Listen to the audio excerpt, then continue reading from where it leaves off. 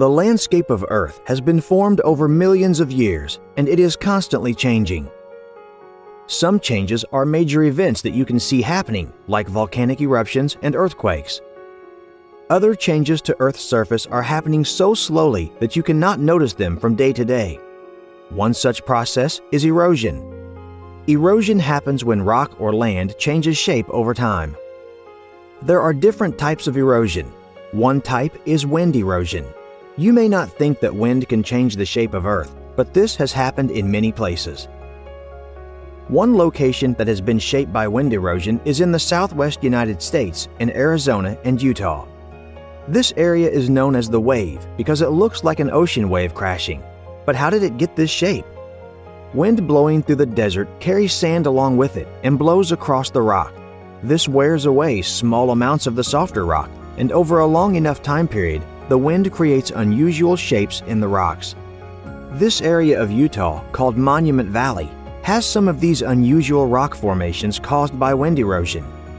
As the rock has been worn away, it has left behind tall structures like these totem-shaped rock pillars. Wind erosion is common in areas of land that are higher in elevation, such as these formations, also in Utah. Another common type of erosion is water erosion. This occurs when water causes rock or land to change shape over time.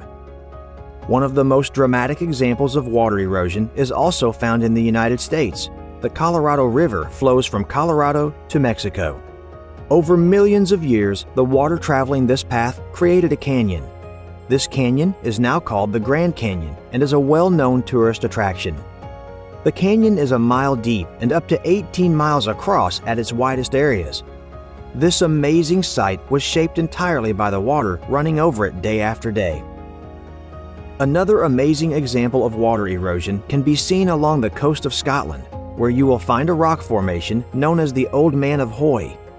In the same way that river water can erode rock, ocean waves hitting the land again and again can also cause erosion.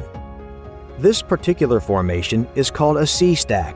It is a large column of rock that is left after wind and waves erode the surrounding rock and cause sections of the cliff to completely collapse. The Old Man of Hoy is almost 450 feet high.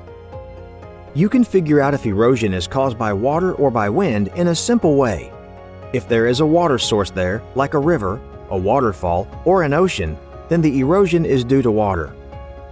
There are beautiful examples of wind and water erosion all over the world.